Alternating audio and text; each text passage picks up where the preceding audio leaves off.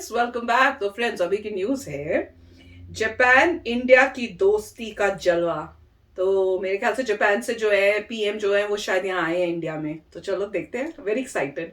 तो वीडियो शुरू करते हैं। वीडियो शुरू करने से पहले अगर आप चैनल पर नए हो और आपने अभी तक सब्सक्राइब नहीं किया है तो जल्दी से पहले सब्सक्राइब के बटन और बेल आइकन को क्लिक कर लो ताकि आपको हमारी सारी न्यू वीडियोस के नोटिफिकेशन मिल जाए जैसे हम अपलोड करें। अगर आपको वीडियो पसंद आता है प्लीज लाइक एंड शेयर। चलिए शुरू करते हैं। नमस्कार दोस्तों, स्वागत है आपका हिंदी नॉलेज शो में। तो दोस्तों, जापान ने भारत को लेकर पश्चिमी देशों में भगदड़ मचवा दी है। ऐसे रिकॉर्ड तोड़ डाले हैं जिन्हें देखकर हर एक व्यक्ति का दिमाग घूम गया है। और यकीन मानिए, आंकड़ों को देखकर आपका भी दिमाग घूम जाएगा। और उससे भी अजीब बात यह है कि जो जापान ने किया है वो तो एक नदी है। अभी तो यूरोप से पूरा समंदर आ रहा है इस नदी को देखकर। इसलिए मैं आपसे रिक्वेस्ट करूंगा कि इस वीडियो को अंत तक देखिएगा। इतनी सारी डिटेल आपको दूंगा, आप जानकर हैरान रह जाएंगे। तो चलिए वीडियो की शुरुआत करते हैं। तो दोस्तों, आज भारत के अंदर जापान के प्रधानमंत्री फूमियो किशिदा आ चुके हैं और वो भारत के अंदर 2 दिनों तक रहेंगे। इसी बीच भारत और जापान के बीच में सालाना एक समिट होता है, वो समिट भी किया जाएगा। लेकिन जापान की मीडिया ने यह बताया है कि इन 2 दिनों के बीच में जापान एक बहुत बड़ा ऐलान करेगा। ऐलान यह है कि जापान भारत के अंदर करीबन 42 अरब डॉलर, जी हां, 42 बिलियन डॉलर का इन्वेस्टमेंट करने जा रहा है। और यह रकम अगर मैं भारतीय रुपए में आपको बताऊं तो आपका दिमाग घूम जाएगा।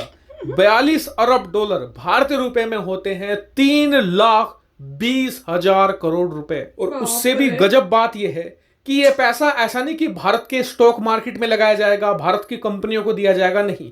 इस पैसे से भारत में इंफ्रास्ट्रक्चर खड़ा होगा।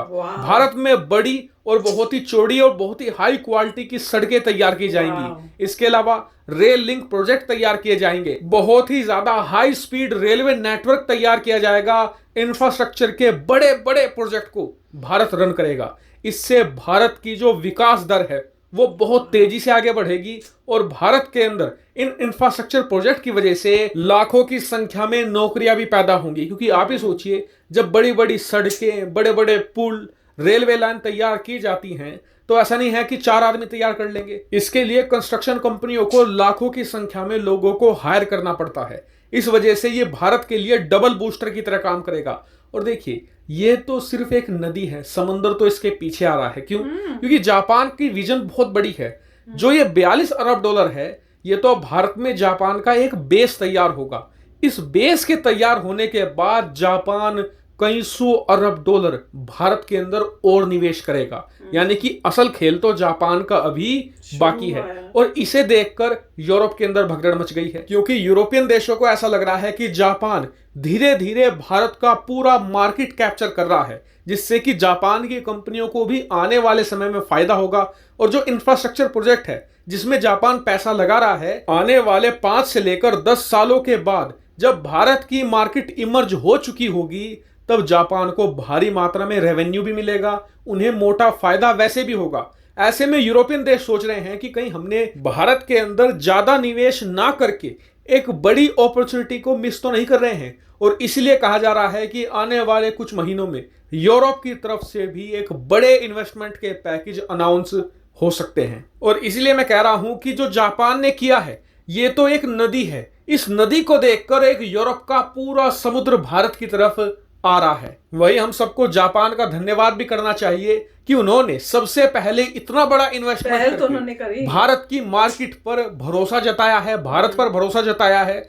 और यह बात साबित करती है कि पूरे एशिया के अंदर जापान भारत का सबसे घनिष्ठ और नंबर 1 दोस्त है। हालांकि जापान के प्रधानमंत्री के इस 2 दिन के दौरे पर मैं पूरी नजर बनाए हुए हूं। जैसे ही कोई बड़ी अनाउंसमेंट होती है, मैं तुरंत आपको वीडियो बनाकर सूचित कर दूंगा। फिलहाल इस वीडियो में इतना ही। Thank you very much for watching video. तो फ्रेंड्स, न्यूज तो कमाल की है। और जो उन्होंने पिक्चर दिखाई थी कि दोनों एक दूसरे से मिल रहे हैं और हाथ जोड़ के वो कर रहे थे, वो भी बड़ी प्यारी वीडियो थी, देख के मजा आया भी पिक्चर का। अब मेन है कि एक्चुअली में दिखाएं कि कैसे मिलते हैं, सब बातचीत, उस टाइप की भी वीडियो, तो वो देखने में ज्यादा मजा आएगा। पर ये जो इन्होंने बताया कि इतनी बड़ी इन्वेस्टमेंट खास यहाँ पे आके वो इन्वेस्टमेंट कर रहे हैं और खुद आए हैं, और भी बहुत सारी इंपॉर्टेंट बातें और डिस्कशंस होंगी। तो और बेसिकली ये सारा पैसा लगेगा इंडिया की इंफ्रास्ट्रक्चर को बेटर करने के लिए। तो ये जो है, ये फ्यूचर का विजन है कि अब हमने यहाँ पे इंफ्रास्ट्रक्चर इतना बढ़िया करना है कि जो सारा, मुझे ये लग रहा है, मैं जब ये वीडियो देखी, मैं दिमाग में ही आ रहा था कि जैसे चाइना को पहले इंफ्रास्ट्रक्चर बेटर हुआ, फिर वहां पे उस सब कुछ मैन्युफैक्चरिंग शुरू हुई, और कैसे चाइना जो है टॉप का बन गया, हर चीज चाइना में बन रही है। अब वो विजन इंडिया की तरफ देखा जा रहा है कि इंडिया को भी ये करना है। तो इसीलिए सब जो है कंट्रीज अब धीरे धीरे आके यहाँ पे इन्वेस्टमेंट कर रही हैं। और इन्वेस्टमेंट में सबसे पहले क्या इंपॉर्टेंट चीज है, इंफ्रास्ट्रक्चर बेटर करना, तभी बाकी चीजें होंगी। तो इससे पहले इंफ्रास्ट्रक्चर पे पैसा लग रहा है। एक बार इंफ्रास्ट्रक्चर बिल्कुल अच्छा हो जाएगा, कॉम्पिटिटिव टाइप का हो जाएगा चाइना के मुकाबले में, फिर सारी कंपनीज यहाँ के मैन्युफैक्चर करेंगी। क्योंकि चाइना और इंडिया ही दो जगह हैं जहां पे मैन पावर जो होती है वो चीप है। तो इसलिए चीजें बनाना जो सस्ता है वो कहाँ है, चाइना में या इंडिया में। तो अब चाइना को तो अब धीरे धीरे मुझे लग रहा है कि पूरा वर्ल्ड ने ये सोचा है कि चाइना को धीरे धीरे साइड में करे, और वो जो सब चाइना कर रहा था वो सब अब इंडिया करे। तो वो पूरी गेम मुझे लग रहा है ये गेम है। और अभी जो है जापान आया है, और जापान अभी इस एरिया में कर रहा है, और धीरे धीरे बाकी भी सारी कंट्रीज जो है वो आएंगी। और इससे पता चल रहा है वाई इंडिया जो है वो किसी का साथ नहीं दे के न्यूट्रल हुआ है, क्योंकि उनको पता है कि भैया अगर हमने यहां से नहीं किया तो वो सब जो हम बनेंगे हब, हम बन नहीं पाएंगे, चाइना ही बना रहेगा नंबर 1। पर अगर ये सब शुरू हो गया तो इंडिया विल बहुत जल्दी जो है ना नंबर 1 नहीं तो नंबर 2 तो बन ही जाएगा। राइट, देखिए सभी कंट्रीज ऐसे ही आगे बढ़ती है, मैन्युफैक्चरिंग का आपको सेंटर बनना पड़ता है पूरे वर्ल्ड का। अब वही हो रहा है कि इंफ्रास्ट्रक्चर बेटर होगा, उन्होंने इन्वेस्टमेंट किया, ऑफकोर्स वो इन्वेस्टमेंट करें अपना पैसा कमाने के लिए, कि यहाँ पे उनके गुड्स सस्ते बनेंगे, पूरे वर्ल्ड को एक्सपोर्ट होगा, उनका ज़्यादा पैसा मिलेगा, इवेंचुअली इंडिया का भी हेल्प होगी, उनकी तो हेल्प होगी क्योंकि उनकी कंपनी है, पैसा उनके पास जा रहा है, मगर इंडिया को फ़ायदा होगा, इंडिया का जीडीपी बढ़ता है, और साथ में वर्कफोर्स इंडिया की स्किल्ड बन जाती है, इंफ्रास्ट्रक्चर बेटर आता है, तो सब ग्रो करेंगे, साथ में कंपटीशन बढ़ता है।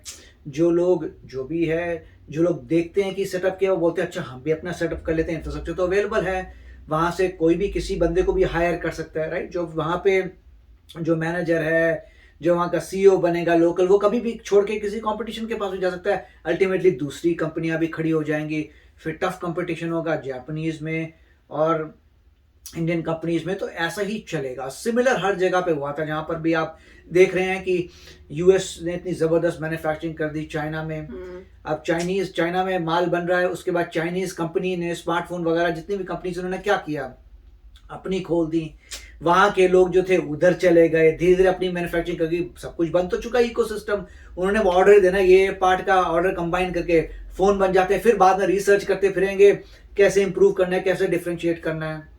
तो यही होता है, फिर लोकल कंपनीज आ जाती हैं, लोकल कंपनीज आगे बढ़ जाती हैं, दूसरी फॉरेन कंपनीज डाउन हो जाती हैं, फॉरेन कंपनीज वापस आ जाती हैं। तो ऐसे ही एक फेज चलता है, पहले जो है उस जापानीज कंपनी को बहुत प्रॉफिट होने वाला है, उसके बाद इंडियन कंपनीज कॉम्पीट करेंगी, फिर इंडियन कंपनीज आगे बढ़ जाएंगी। जब वो हो जाएगा तो आप समझ सकते हैं कि चाइना वाली सिचुएशन हो गई, जहाँ पे अब कोई फॉरेन जो कंपनीज हैं वो जाना नहीं चाहते, उनकी लोकल मार्केट इतनी स्ट्रांग हो चुकी है, क्या करेंगे। प्लस जैसे इकोनॉमी ऊपर आती है तो लेबर भी कॉस्टली होता है, लेबर कॉस्टली होता है तो आप चीप प्रोडक्ट बना ही नहीं सकते। अब ऐसा ही साइकिल चलेगा। श्योर, एक समय पे जब इंडिया भी बहुत पावरफुल कंट्री बन जाएगा तब दूसरे लोग कहेंगे अब तो यहाँ पे लेबर भी बहुत कॉस्टली, फिर कहीं और जाएंगे, तो साइकिल चलता रहेगा। मगर अभी के लिए इट इज वेरी गुड कि ये हो रहा है। बिल्कुल, बहुत ही अच्छी न्यूज है। अब देखते हैं क्या क्या डील होती है, क्या बातचीत होती है। तो चलो फ्रेंड्स, चलते हैं, मिलेंगे नेक्स्ट वीडियो में बहुत ही जल्द। Till then take care and bye bye. तो अगर आप मेरे इस चैनल पे नए हो तो जल्दी से सब्सक्राइब के बटन को हिट करो और बेल आइकन को क्लिक करो, ताकि आपको मेरा जब नया वीडियो मैं लगाऊं आपको उसके बारे में जल्दी से पता चल जाए।